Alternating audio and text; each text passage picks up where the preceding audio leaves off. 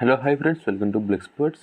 Friends, ఈ వీడియోలో మనమైతే ముంబై ఇండియన్స్ యొక్క ప్లేయింగ్ 11 అయితే చూద్దాం అనమాట 2024 ఐపీఎల్ కోసం. సో ఫస్ట్ ఓపెనర్స్గా చూసుకున్నట్లయితే కనుక రోహిత్ శర్మ అండ్ అలానే ఇషాన్ కిషన్ అయితే క్రితం సీజన్ లాగానే ఈ సీజన్ కూడా అయితే ఓపెనింగ్ అయితే చేయబోతున్నారు. సో వీళ్ళిద్దరు రైట్ అండ్ లెఫ్ట్ కాంబినేషన్ అయితే చాలా మంచిగా అయితే ఉండబోతుంది అనమాట. సో మీ అందరికీ తెలిసింది రోహిత్ శర్మ అయితే ఈ సీజన్కి ముంబై ఇండియన్స్ కెప్టెన్గా అయితే లేడు. సో అతని ప్లేస్లో అయితే హార్దిక్ పాండ్యాకి అయితే ముంబై ఇండియన్స్ వాళ్ళు కెప్టెన్సీ అయితే ఇచ్చారనమాట. సో దీనికి కారణం వచ్చేసి రోహిత్ శర్మకి కెప్టెన్సీ ప్రెజర్ అనేది తగ్గించడం అనేసి వాళ్ళైతే కారణం అయితే చెప్పారనమాట. గత కొన్ని సీజన్స్ నుండి రోహిత్ శర్మ అంత మంచి ఫామ్లో అయితే లేడు ఐపీఎల్లో. దానికి కారణం వచ్చేసి కెప్టెన్సీ కూడా వన్ ఆఫ్ ద రీజన్ అయ్యిండొచ్చు అనేసి వాళ్ళ కోచ్ మార్క్ బౌచర్ అయితే చెప్పాడనమాట. సో ఆ కారణంగానే హార్దిక్ పాండ్యాకి కెప్టెన్సీ కూడా ఇచ్చినట్టయితే ఆయన అయితే ఒక ఇంటర్వ్యూలో కూడా అయితే తెలిపాడు. ఇంకా ఇషాన్ కిషన్ గురించి చూసుకున్నట్లయితే కనుక సో ఇతనైతే లాస్ట్ ఇయర్ ఫస్ట్లో అయితే అంత మంచి ఫామ్లో అయితే లేడు, కాకపోతే ఆ తర్వాత అయితే చాలా మంచిగా అయితే ఆడాడు అనమాట. సో వికెట్ కీపింగ్ కూడా అయితే చాలా అద్భుతంగా చేస్తాడు, మన అందరికీ తెలిసిందే. ఇంకా నెంబర్ 3లో చూసుకున్నట్లయితే కనుక క్రితం సీజన్ వీళ్ళకి కెమెరాన్ గ్రీన్ అయితే ఆడాడు ఈ ప్లేస్లో, కాకపోతే అతనైతే ఆర్సీబీకి ట్రేడ్ అయిపోవడంతో ఆ ప్లేస్లో సూర్యకుమార్ యాదవ్ ఆడేటువంటి ఛాన్సెస్ అయితే ఉన్నాయి. ఇంకా నెంబర్ 4లో అయితే తిలక్ వర్మ అయితే ఆడతాడు అనమాట. సో తిలక్ వర్మ మిడిల్ ఓవర్స్లో చాలా మంచిగా అయితే బ్యాటింగ్ అయితే చేస్తూ ఉంటాడు. అండ్ అంతేకాకుండా లెఫ్ట్ హ్యాండ్ బ్యాట్స్మెన్ కూడా కాబట్టి సో ముంబైకి మంచిగా కలిసి వచ్చేటువంటి అంశం అనమాట. అండ్ అంతేకాకుండా తిలక్ వర్మకి బౌలింగ్ వేసేటువంటి క్యాపబిలిటీ కూడా అయితే ఉంది. ఇంకా నెంబర్ 5లో వీళ్ళకి హార్దిక్ పాండ్యా ఆడేటువంటి ఛాన్సెస్ ఉన్నాయన్నమాట. సో ఇతనైతే కెప్టెన్గా అయితే ఉండబోతున్నాడు. సో హార్దిక్ పాండ్యా ముంబైలోకి రావడంతో సో వీళ్ళ ఫినిషింగ్ అయితే చాలా స్ట్రాంగ్ అయితే అయిందని చెప్పుకోవచ్చు. ఆ తర్వాత నెంబర్ 6లో టిమ్ డేవిడ్ కూడా ఉంటాడు కాబట్టి so Hardik Pandya Tim David combination అయితే వేరే లెవెల్లో అయితే ఉండబోతుంది అనమాట. సో వీళ్ళైతే ముంబై ఇండియన్స్కి లాస్ట్లో వచ్చి మ్యాచెస్ని మంచిగా ఫినిష్ చేసేటువంటి అవకాశాలు ఉన్నాయి. ఇంకా నెంబర్ 7లో చూసుకున్నట్లయితే కనుక వీళ్ళకైతే లాస్ట్ ఇయర్ అయితే ఒక స్పిన్ బౌలింగ్ ఆల్రౌండర్ అయితే కరువు అయిపోయారనమాట. కాబట్టి ఆ ప్లేస్ని మహమ్మద్ నబీ ప్లేస్ తోటి వీళ్ళైతే కవర్ అయితే చేయబోతున్నారు ఈ సీజన్. సో మహమ్మద్ నబీ అయితే ఇంటర్నేషనల్లో చూసుకున్నట్లయితే కనుక ఇతనికైతే మంచి రికార్డ్స్ కూడా అయితే ఉన్నాయన్నమాట. సో ఆఫ్ స్పిన్ అయితే వేస్తాడు, అంతేకాకుండా లాస్ట్ ఓవర్స్లో వచ్చేసి భారీ హిట్లు కూడా కొట్టేటువంటి అబిలిటీ అయితే మహమ్మద్ నబీకి అయితే ఉంది. సో ఇంకా నెంబర్ 8లో చూసుకున్నట్లయితే కనుక వీళ్ళకి ఫ్రంట్ లైన్ స్పిన్నర్గా వచ్చేసి పీయూష్ చావ్లా అయితే ఉండబోతున్నాడు. సో ఇతను అయితే లాస్ట్ ఇయర్ ముంబై ఇండియన్స్ ఆక్షన్లు అయితే కొనిందనమాట. సో చాలా ఎక్స్పెక్టేషన్స్ అయితే పెట్టుకుంది.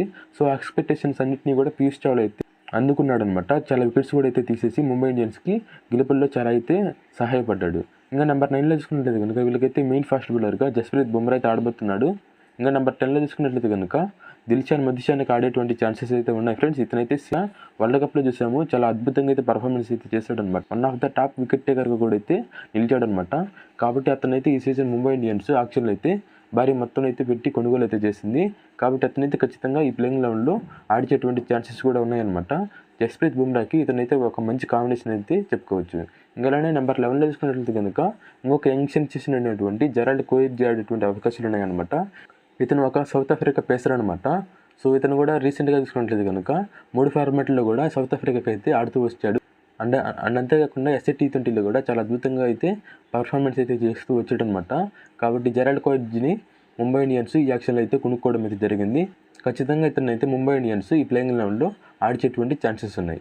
సో ఫ్రెండ్స్, ఇదన్నమాట overall Mumbai Indians playing eleven వచ్చేసి. ఇంకా ఇంపాక్ట్ ప్లేయర్ తీసుకున్నట్లయితే కనుక పీయూష్ చావ్లా అయితే బయటికి వెళ్ళిపోయేసి సో ఆ ప్లేస్లో ఒక బ్యాటర్ అయినటువంటి నెహల్ వద్దర్ అయితే వస్తాడనమాట. సో ఇతనైతే లాస్ట్ ఇయర్ కూడా ఇంపాక్ట్ ప్లేయర్గా రావడం అయితే జరిగింది.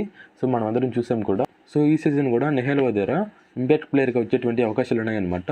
సో ఇతను రావడంతో ముంబై ఇండియన్స్ బ్యాటింగ్ అనేది ఇంకొద్దిగా డెప్త్గా అయితే ఉంటుందన్నమాట. సో ఓవరాల్గా ముంబై ఇండియన్స్ బ్యాటింగ్ వచ్చేసి వేరే లెవెల్గా అయితే ఉందని చెప్పుకోవచ్చు. ఇంకా వీళ్ళ స్పిన్నర్స్ కూడా పీయూష్ చావ్లా ఎక్స్పీరియన్స్ అయితే చాలా ఉంది. అండ్ అలానే మహమ్మద్ నబీకి కూడా ఆఫ్ స్పిన్ అయితే చాలా మంచిగా అయితే వేస్తుంటాడు.